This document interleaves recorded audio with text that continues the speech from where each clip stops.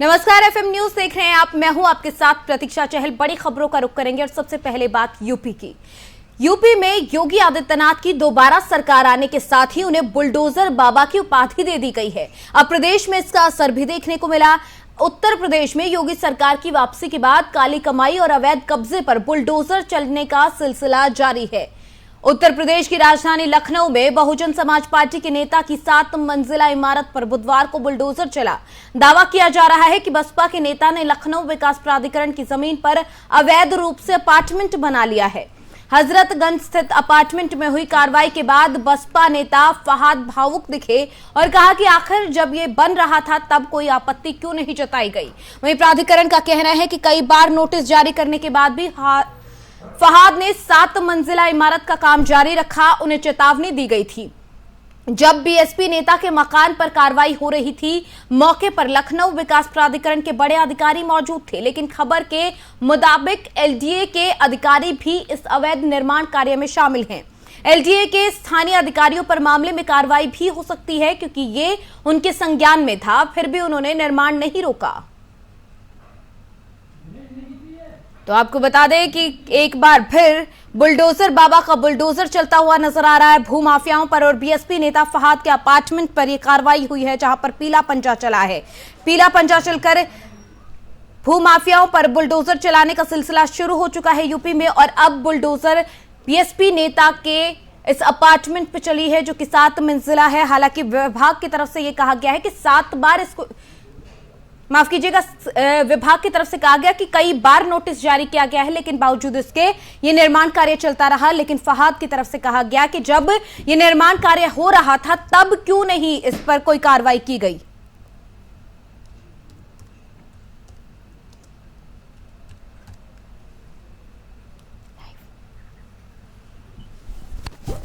तो वहीं इसी खबर पर ज्यादा जानकारी के साथ हमारे संवाददाता नितिन लखनऊ से लाइव हमारे साथ यहां पर जुड़ गए हैं। नितिन, जिस तरीके से बीएसपी नेता फहाद की तरफ से आरोप लगाया गया कि अगर इस तरीके की कार्रवाई होनी थी तो जब निर्माण कार्य चल रहे थे तब क्यों ये कार्रवाई नहीं की गई, क्या कुछ और अपडेट इस मसले पर? बिल्कुल प्रतीक्षा जी, आपको बताना चाहूंगा कि जिस तरह अवैध निर्माणों को लेकर एक बड़ी ठोस कदम उठाया जा रहा है, बुलडोजर बाबा के नाम से फेमस है, तो वो कहीं ना कहीं कारगर साबित हो रहा है। लेकिन अगर बात करी जाए इस समय अगर परीक्षा लीक मामले को ले ली जाए या अवैध बुलडोजर चलाया जा रहा, तो इन सभी मामलों को देखा जाए तो इस समय योगी सरकार कहीं ना कहीं पूरी तरीके से हावी है।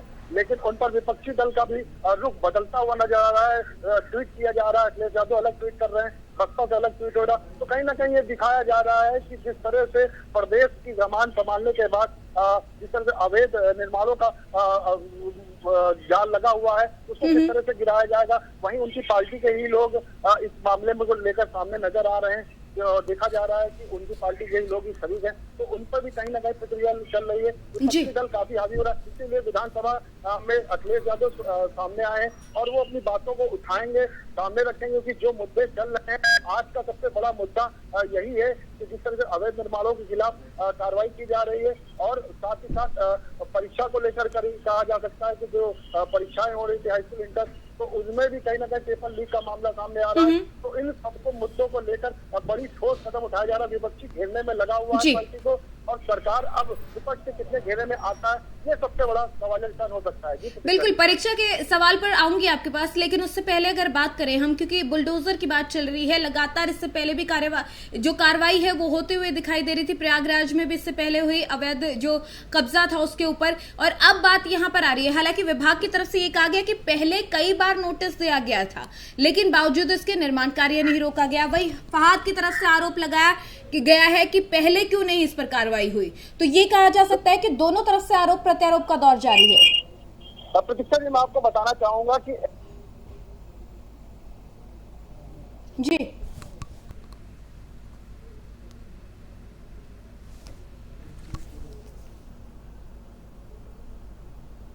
गिराने के लिए आज हजरतगंज में, अमीनाबाद में कई जगह टीम मौजूद थी, जिनके द्वारा ये कहा गया था कि जहां पर अवैध निर्माण हुए उनको धराशायी किया जाए। तो उनकी पूरी लिस्ट निकाली गई थी, लेकिन विपक्षी दलों का ये कहना है कि ये जो कार्रवाई हो रही है ये सिर्फ एक तरफा कार्रवाई हो रही है।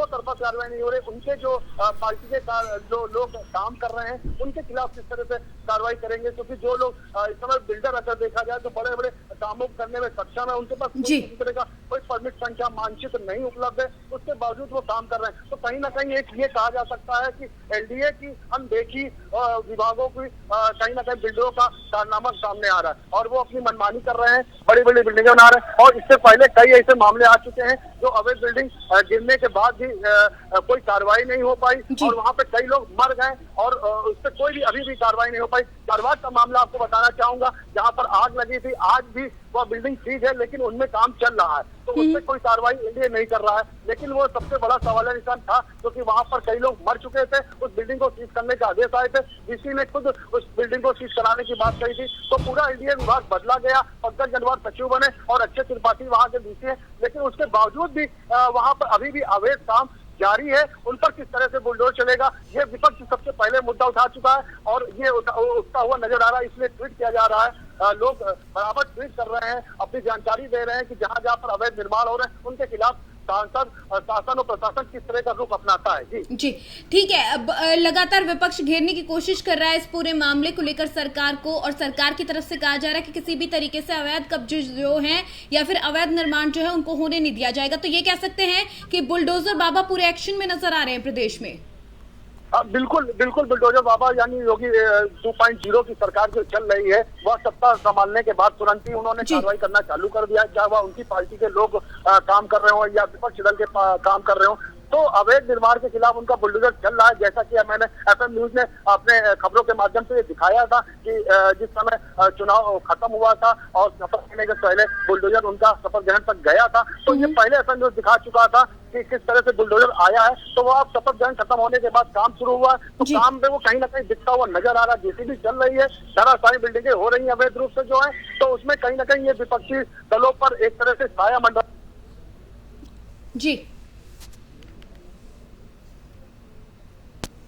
नहीं कर रही है। तो कहीं ना कहीं विपक्षियों का आरोप भी है कि शासन को अपने भी आदमियों पर देखना चाहिए जो लोग काम कर रहे हैं और उनके खिलाफ भी ठोस कार्रवाई करनी चाहिए। जी चलिए नितिन, आप बने रहिए हमारे साथ, अगली खबर पर भी आपसे अपडेट लेंगे। आप बने रहिएगा, लाइव हमारे साथ जुड़े रहिएगा, अब भी आगे की अपडेट आपको बताएंगे। लेकिन इससे पहले भूमाफियाओं पर बुलडोजर जो है वो चल रहा है। बीएसपी नेता फरहाद के अपार्टमेंट पे ये कार्रवाई की गई है। आपको बता दें, भूमाफियाओं पर बुलडोजर चलाने की बात पहले से कही जा रही थी और अब एक्शन में यूपी की सरकार नजर आ रही है।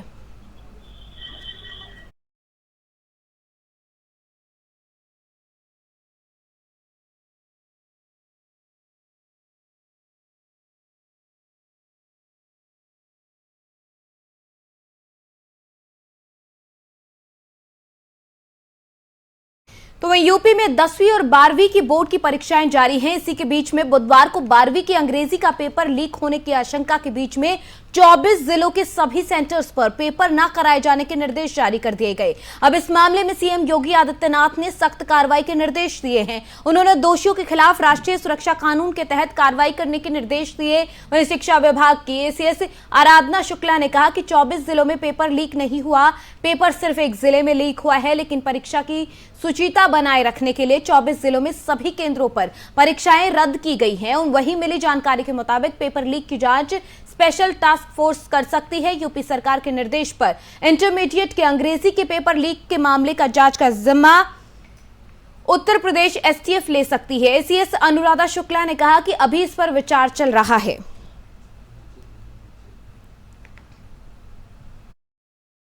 फंसेगा सबके खिलाफ कार्रवाई की जाएगी। मैम अभी तक क्या कुछ पता चल पाया है? अब आप पता चलने दें तभी तो।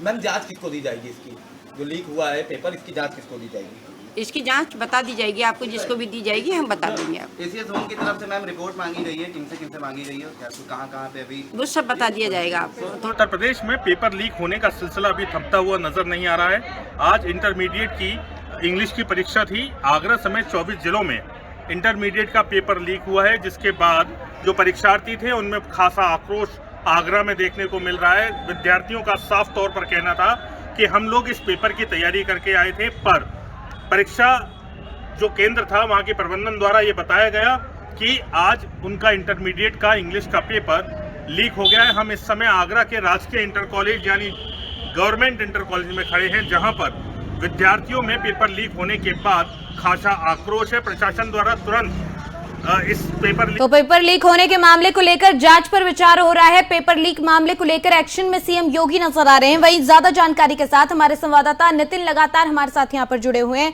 नितिन, अगर बात की जाए, क्योंकि जिस तरीके से सख्त कार्रवाई के निर्देश दे दिए गए हैं, लेकिन बड़ा सवाल ये, क्योंकि हर बार ये कहा जाता है कि परीक्षा जो होगी नकल रहित होगी, लेकिन बावजूद इसके जब इस तरीके से पेपर लीक होने के मामले सामने आते हैं, परीक्षा फिलहाल 24 जिलों में नहीं हुई है, लेकिन सबसे बड़ी बात ये कि आखिर वो दावे फेल क्यों हो जाते हैं?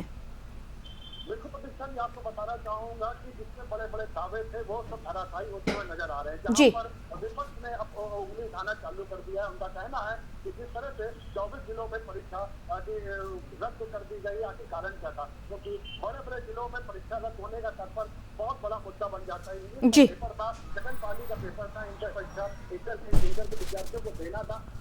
316 की जो परीक्षा पेपर संख्या थी वो लीक होती है, तो एक बड़ा मुद्दा सामने आ जाता है कि बाकी जो जिलों में परीक्षा होगी वो किस देश से कराएंगे, क्योंकि बड़े बड़े दावे शुरू से आराधना शुक्ला माध्यमिक जो सचिव है उन्होंने पहले से ही किए, जांच कर रही थी। शुरुआती तौर पर जब पहले परीक्षा स्टार्ट हुई है पहले वह लोग अपना चुकी थी, लेकिन उसके बावजूद इस तरह की सामने आती है तो कहीं ना कहीं बहुत बड़ी चूक है और इससे ठोस कदम उठाना चाहिए। आपको बताना चाहूंगा प्रतिष्ठा जी, किस तरह से माध्यमिक शिक्षा संघ ने इस पूरी घटना को लेकर इसका स्वरूप अपना रखा है। जब योगी आदित्यनाथ ने कहीं ना कहीं इस पर ठोस कार्रवाई करने की बात कह दी है, तो जो लोग इसमें इन्वॉल्व है, जो पूरा गुट है, उनके खिलाफ तो ठोस कदम उठाया जाएगा। लेकिन उन बच्चों का भविष्य क्या होगा जो दांव पर लगा हुआ? बिल्कुल, बच्चों का भविष्य क्या होगा ये तो बड़ा सवाल है ही। अब मामले में एसटीएफ के जांच के आदेश के भी जो आशंका है कि इस तरीके के आदेश भी सामने आ सकते हैं।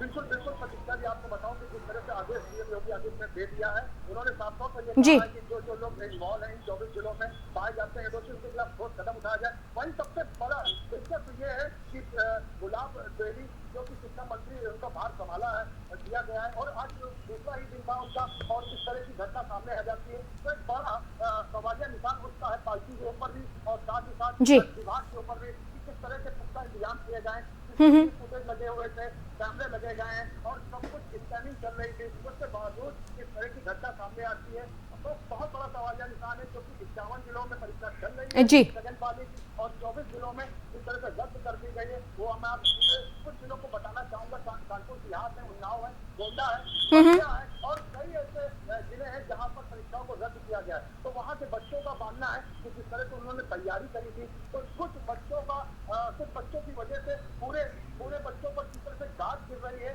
जो दे रहे थे परीक्षा, तो उनको कहीं ना कहीं ये लग रहा है कि उनके साथ एक मजाक हो रहा है और प्रशासन का इस पर ठोस रवैया होना चाहिए, शासन प्रशासन का, जिसकी वजह से उनकी लापरवाही का जब बच्चों को भुगतना पड़ रहा है तो कहीं ना कहीं इसमें बहुत बड़ी चूक है और इस पर कोई ठोस कदम उठना चाहिए। देवी को अभी शिक्षा विभाग संभाल चुकी है, उनको कहीं ना कहीं कोई ठोस कदम उठाना चाहिए, क्योंकि आराधना शुक्ला ने पहले ही मीडिया से रूबरू होते हुए कहा है कि जो लोग इसमें पाए जाते हैं दोषी पाए जाते हैं उनके ऊपर की कार्रवाई की जाएगी। सबसे बड़ा सवाल यह है कि इससे पहले भी इस तरह के मामले उठते रहे हैं, सत्ता दल ने विपक्ष पर बताया है, आरोप लगाया है, क्योंकि सपा सरकार में ये पहले कहा जाता था कि नकल माफियाओं की सरकार है और इसमें काफी नकल होती है, तो भाजपा सरकार में देखने को मिल रहा है, तो ये कहीं ना कहीं एक बहुत बड़ा मुद्दा बन सकता है जो कि 2.0 के लिए। तो अब देखने वाली बात यह होती है कि क्या कार्रवाई होगी। जी बिल्कुल, सबकी निगाहें इस बात पर रहेंगी कि आखिर कार्रवाई क्या होगी इस पूरे मसले को लेकर। बहुत शुक्रिया नितिन इस तमाम जानकारी के लिए। तो 10वीं और 12वीं के पेपर लीक मामले को लेकर अब एक्शन में सीएम नजर आ रहे हैं। पेपर लीक जो है उसकी वजह से 24 जिलों में ये पेपर नहीं हो पाया और इसके बाद अब सीएम योगी की तरफ से सख्त कार्रवाई के निर्देश दे दिए हैं। लेकिन इससे बड़ी बात यह कि हर बार जब भी परीक्षा होती है तो यही दावे किए जाते हैं कि परीक्षा को नकल रहित कराया जाएगा, किसी तरीके की परेशानी छात्रों को नहीं आएगी, किसी तरीके की परेशानी नहीं झेलनी पड़ेगी। कौन से कक्षा के विद्यार्थी हैं? 12th के हैं। क्या बताया गया है आपको विद्यालय प्रशासन द्वारा कि क्या हुआ? सूचना दी गई है कि पेपर लीक हो गया है इंग्लिश का और उसकी डेट नहीं दी है। अभी डेट नहीं दी है, तो अभी क्या मानते हैं, पेपर क्यों लीक हुआ, ये किसकी गलती मानते हैं? समस्या प्रशासन की या फिर स्कूल प्रबंधन की। निशांत। आज क्या हुआ है? विद्यालय आप आए थे, आज पेपर देने, इंटरमीडिएट की परीक्षा थी। क्या बताया गया विद्यालय प्रबंधन द्वारा जहाँ पे परीक्षा केंद्र है आपका? हमको अभी भी पता लगा था कि हमारा पेपर कैंसिल हो चुका है। दिल्ली के मुख्यमंत्री अरविंद केजरीवाल के घर पर शरारती तत्वों ने हमला कर दिया। ये दावा दिल्ली के उप मुख्यमंत्री मनीष सिसोदिया की तरफ से ट्वीट कर किया गया है। कुछ असामाजिक तत्वों ने सीएम केजरीवाल के घर पर हमला कर सीसीटीवी कैमरे और सिक्योरिटी बैरियर तोड़ दिए। इसके अलावा गेट पर लगे बूम बैरियर भी तोड़ दिए गए। इस बारे में जानकारी देते हुए दिल्ली नॉर्थ डीसीपी ने बताया कि बीजेपी युवा मोर्चा का विरोध प्रदर्शन चल रहा था, जिसमें प्रदर्शनकारियों ने उत्पात मचाया और उसके बाद सीसीटीवी पर भी हमला किया गया। प्रदर्शन कर रहे लोगों ने सीएम आवास के बाहर रंग भी फेंका। फिलहाल पुलिस ने 50 लोगों को हिरासत में लिया है। वहीं दिल्ली के उप मुख्यमंत्री मनीष सिसोदिया ने कहा कि बीजेपी के गुंडों ने अरविंद केजरीवाल के घर पर तोड़फोड़ की। इतना ही नहीं, उन्होंने पुलिस पर आरोप लगाते हुए कहा कि बीजेपी की पुलिस उन्हें रोकने की जगह दरवाजे तक ले आई। मनीष सिसोदिया की तरफ से ट्वीट कर लिखा गया है कि दिल्ली के मुख्यमंत्री अरविंद केजरीवाल के घर पर असामाजिक तत्वों ने हमला कर सीसीटीवी कैमरे और सिक्योरिटी बैरियर को तोड़ दिया। गेट पर लगे बूम बैरियर भी तोड़ दिए गए। इस मामले को लेकर राज्यसभा सांसद राघव चड्ढा ने भी ट्वीट करते हुए कहा कि माननीय मुख्यमंत्री जी के आवास पर बीजेपी के गुंडों की तरफ से जो हमला किया गया वो बेहद निंदनीय है। पुलिस की मौजूदगी में इन गुंडों ने बैरिकेड तोड़े, सीसीटीवी कैमरा तोड़ा। पंजाब की हार से बौखलाहट में बीजेपी वाले इतनी घटिया राजनीति पर उतर आए हैं।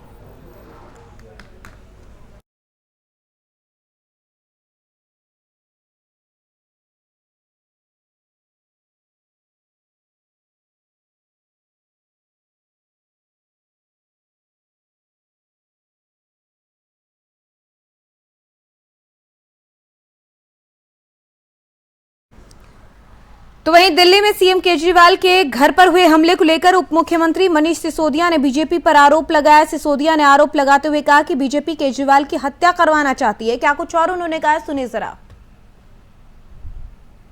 हरकत पे उतर आई है कि अब अरविंद केजरीवाल जी की हत्या करवाना चाहती है। वो अरविंद केजरीवाल जी को मारना चाहती है। आज पुलिस की मौजूदगी में पुलिस के साथ भारतीय जनता पार्टी के गुंडे मुख्यमंत्री जी अरविंद केजरीवाल जी के घर पे पहुंचाए गए। उनका सीसीटीवी तोड़े गए, उनके बूम बैरियर तोड़े गए, सिक्योरिटी के बूम बैरियर तोड़े गए उनके घर के, और सब कुछ पुलिस की मौजूदगी में हुआ। भारतीय जनता पार्टी के गुंडों ने किया जाके। आज जाहिर सी बात है, बहुत साफ दिख रहा था आज कि किस तरह से बहुत सोची समझी साजिश के तहत अरविंद केजरीवाल जी पे हमला किया गया। अरविंद केजरीवाल जी को दिल्ली के मुख्यमंत्री अरविंद केजरीवाल ने गुरु गोविंद सिंह इंद्रप्रस्थ विश्वविद्यालय के दीक्षांत समारोह में हिस्सा लिया। सीएम केजरीवाल ने छात्रों को संबोधित किया। उन्होंने कहा कि एजुकेशन सिस्टम को बदलने की जरूरत है। प्रयास से आज ये सभी फैकल्टी को बधाई, जिनके प्रयास से आज ये संभव हो रहा है। आज का दिन सबकी जिंदगी में बड़ा महत्वपूर्ण होता है। मुझे भी याद है जब मुझे डिग्री मिली थी, जिंदगी भर ये दिन याद रहता है। और आज एक तरह से जिंदगी का एक फेज पूरा हुआ और हम दूसरे फेज में एंटर करने जा रहे हैं। तो मैं भगवान से प्रार्थना करता हूं कि सभी स्टूडेंट्स के जो भी सपने हैं, उन्होंने जो भी अपनी ज़िंदगी के बारे में सोचा है, उनके सबके सपने पूरे हों। सब लोग खूब तरक्की करें, खूब आगे बढ़ें, अपने लिए भी तरक्की करें, देश के लिए भी तरक्की करें, समाज के लिए भी तरक्की करें। आज इस मौके पे मैं आप लोगों के साथ एक बहुत अच्छी और पॉजिटिव न्यूज़ शेयर करना चाहता हूं। हमेशा युवाओं के बीच में आके अच्छा लगता है, युवाओं से बात करना अच्छा लगता है। युवा आइडियलिज्म, एनर्जी से भरे हुए होते हैं। हमारे देश के अंदर शिक्षा व्यवस्था ऐसी हो गई है, मैकॉले के ज़माने से, अंग्रेज़ों के ज़माने से जो उन्होंने शिक्षा व्यवस्था बनाई थी, वही शिक्षा व्यवस्था चली आ रही है। उसके अंदर कोई बहुत मूलभूत बदलाव नहीं किया गया। उन्होंने शिक्षा व्यवस्था बनाई थी कि बच्चे डिग्री लेंगे और डिग्री बीए, बीकॉम, बीएससी, उसको कोई किसी भी तरह से कम नहीं कह रहा मैं, लेकिन वो डिग्री लेने के बाद आज का युवा जो है वो नौकरी ढूंढने के लिए फिर निकलता है बेचारा, और नौकरी के बाजार में, नौकरी के मार्केट में वो अपने आप को दर दर की ठोकरें खाता हुआ पाता है। दिल्ली के अंदर शिक्षा के क्षेत्र में शानदार सुधार हुए हैं, तरह तरह के सुधार हुए हैं। सरकारी स्कूल जो पहले बहुत खराब होते थे अब बहुत शानदार बन गए हैं। गरीबों के बच्चों को अब एक ही स्कूल में, सरकारी स्कूल में, एक ही स्कूल में रिक्शे वाले का बच्चा, आईएएस अफसर का बच्चा, जज का बच्चा, अमीरों का बच्चा और गरीबों का बच्चा सब एक ही बेंच पे बैठ के पढ़ते हैं, एक साथ बैठ के पढ़ते हैं। बहुत बड़ा क्रांतिकारी परिवर्तन है और शानदार नतीजे आ रहे हैं शिक्षा के क्षेत्र में। सरकारी स्कूलों के शानदार नतीजे आ रहे हैं। अब धीरे धीरे हम लोगों ने उसके ऊपर शिक्षा के कंटेंट पे काम करना चाहिए। पढ़ा क्या रहे हैं हम लोग? जो हम पढ़ा रहे हैं क्या वो सार्थक है? क्या इस पढ़ाई के बाद हमारे बच्चों को बाहर जाके रोजगार? बिहार में शराबबंदी कानून को लेकर हो रही फजीहत के बाद नीतीश सरकार नर्म होते नजर आ रही है। यही वजह है कि बिहार सरकार ने इसमें संशोधन की तैयारी कर ली है। इसलिए आज बिहार विधानसभा में शराबबंदी कानून संशोधन विधेयक 2022 पेश किया जाएगा। नए शराबबंदी कानून में शराब पीने वालों को पहले की अपेक्षा काफी छूट दी गई है। पहली बार शराब पीकर पकड़े जाने पर मजिस्ट्रेट द्वारा जुर्माना लेकर छोड़ा जा सकता है। जुर्माना नहीं देने पर 1 महीने की जेल हो सकती है। बार बार शराब पीकर पकड़े जाने पर न जुर्माना लिया जाएगा, न ही 1 महीने की जेल होगी। इस तरीके से परिस्थिति में कड़ी कार्रवाई हो सकती है। इस तरह के मामलों में सुनवाई 1 साल के अंदर पूरी करनी होगी। भारी संख्या में पुलिस अवैध शराब पकड़ती है तो पुलिस को अधिकार होगा कि शराब का सैंपल रखकर बाकी बची शराब को नष्ट कर दिया जाए। पुलिस को ऐसा करने के लिए कलेक्टर से अनुमति की जरूरत नहीं होगी। शराबबंदी कानून संशोधन विधेयक 2022 में बिहार सरकार शराब की जब्ती, तलाशी और शराब नष्ट करने का निर्देश जारी करेगी। शराबबंदी कानून संशोधन विधेयक 2022 में दंडनीय सभी अपराध धारा 35 के अधीन अपराधों को छोड़कर सुनवाई विशेष न्यायालय की तरफ से की जाएगी। बता दें कि अप्रैल 2016 से शराबबंदी है। शराबबंदी कानून लागू होने के बाद से ही बिहार के विभिन्न कोर्ट में इससे संबंधित मामले लंबित हैं।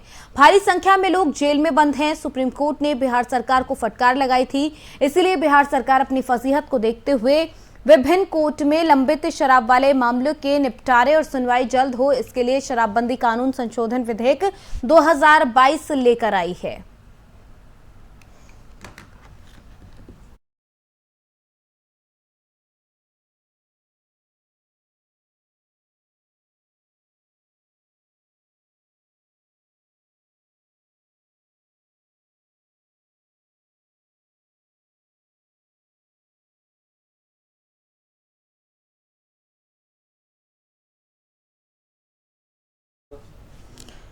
तो शराबबंदी को लेकर जिस तरीके से लगातार फजीहत हो रही थी, अब यहां पर शराबबंदी कानून में एक तरीके से बदलाव की कोशिश नीतीश सरकार की तरफ से की जा रही है। बिहार विधानसभा में पेश किया जा रहा है संशोधन बिल और अब ऐसे में कई तरीके की छूट शराब पीने वालों को यहां पर मिलती हुई नजर आएगी। शराबबंदी कानून संशोधन विधेयक 2022 लाया जा रहा है विधानसभा में। ऐसे में कई मामलों में छूट मिलती हुई नजर आएगी। जिस तरीके से मामले लंबित पड़े थे उसको लेकर बिहार सरकार को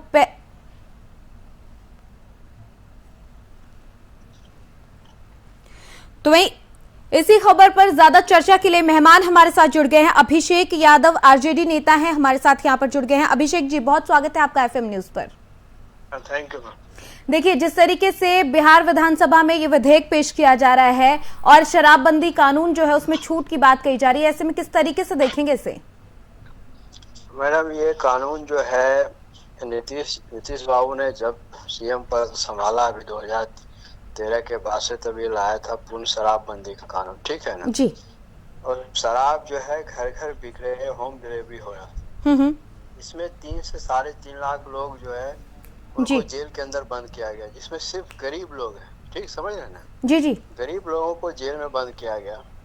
अब जब इनको सुप्रीम कोर्ट का डंडा पड़ा है, ठीक है ना, तब ये थोड़ा सा नरमी का एक अपना वातावरण सदन में ला करके एक विधेयक पेश किया है दिखावा के लिए, फिर भी अब हमारा तो एक मानना है कि इस पे पुनर्विचार किया जाए। समझ रहे ना, शराबबंदी कानून के ऊपर पुनर्विचार किया जाए। आप पूर्ण खोलिए नहीं, लेकिन कुछ इस तरह से रियायत दीजिए ताकि गरीब आदमी, ठीक है ना, जो गरीब आदमी बेकसूर आदमी पकड़ा जा रहा है उसके ऊपर जुर्म ना हो, ठीक है ना। हम ये नहीं कह रहे कि शराबबंदी खोलिए या ये करिए, लेकिन जो शरीफ आदमी पकड़ के, क्या होता है किसी कहीं पे जा रहा है, कोई किसी के साइकिल में रख दिया, किसी के उसमें नाव पे पकड़ा गया, समझ रहे ना। दर्जनों ऐसे बात है, किसी के खेत पे उसको भी खेत पर कोई जा रहा है, खेत में जाके रख देता है।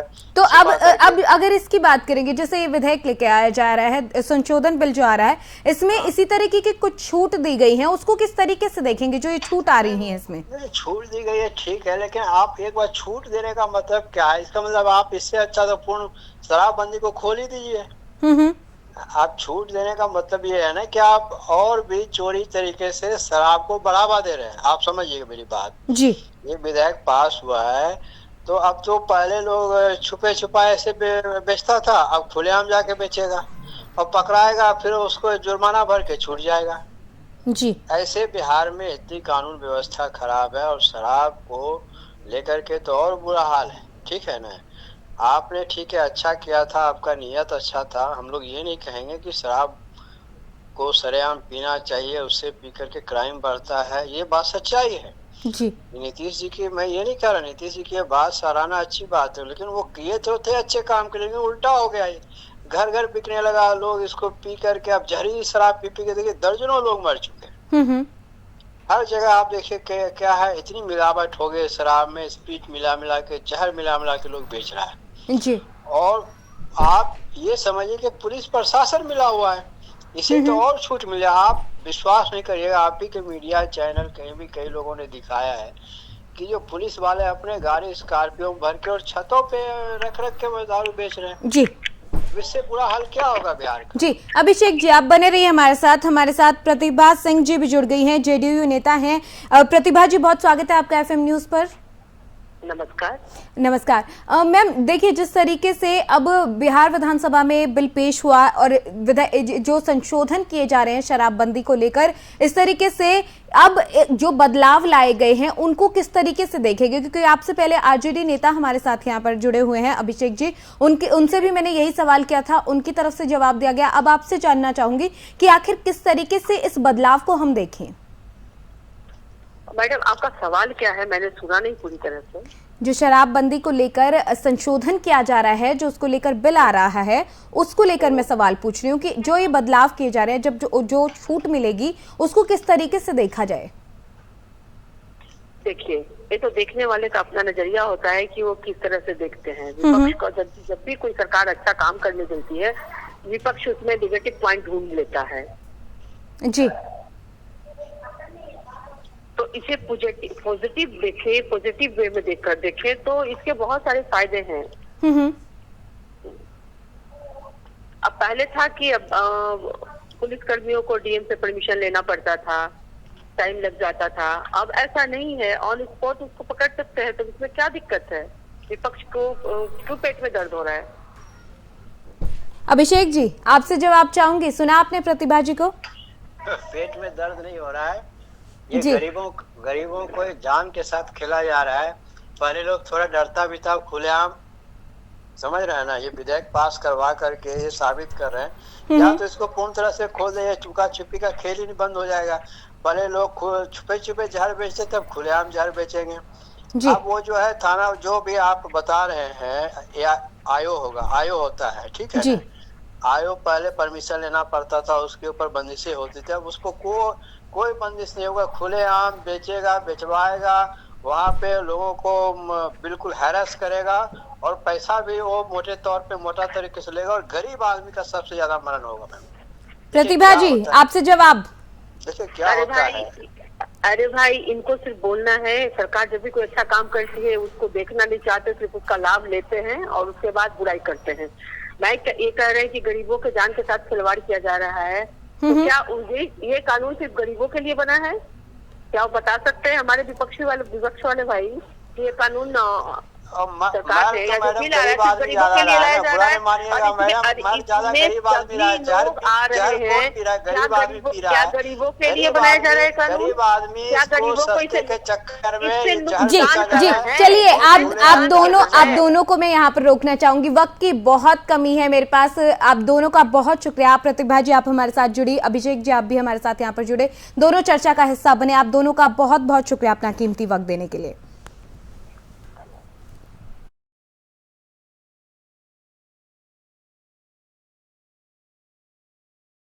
अब कुछ छूट मिलने जा रही हैं, जिसको लेकर आपने आरजेडी नेता को भी सुना, जेडीयू नेता को भी सुना, जिनकी तरफ से कहा जा रहा है, जहां पर एक तरीके से जेडीयू नेता ये कहते नजर आए कि विपक्ष का तो काम है बार बार निशाना साधना और बार बार ये कहना कि जो आगे बात, हम जब भी कोई भी बात करते हैं, सरकार कोई भी काम लेकर आती है तो विपक्ष निशाना साधता है। वहीं विपक्ष की तरफ से कई सवाल यहां पर खड़े किए गए हैं। आगे बढ़ेंगे। बंगाल की खाड़ी के पास के देशों का एक अंतरराष्ट्रीय संगठन है, जिसमें भारत, बांग्लादेश, नेपाल, भूटान, म्यांमार, श्रीलंका और थाईलैंड शामिल हैं, जिसे हम बिम्स्टेक कहते हैं। और इसी कार्यक्रम में शामिल हुए नरेंद्र मोदी, जहां पर उन्होंने क्या कुछ कहा, चलिए सुनाते हैं आपको।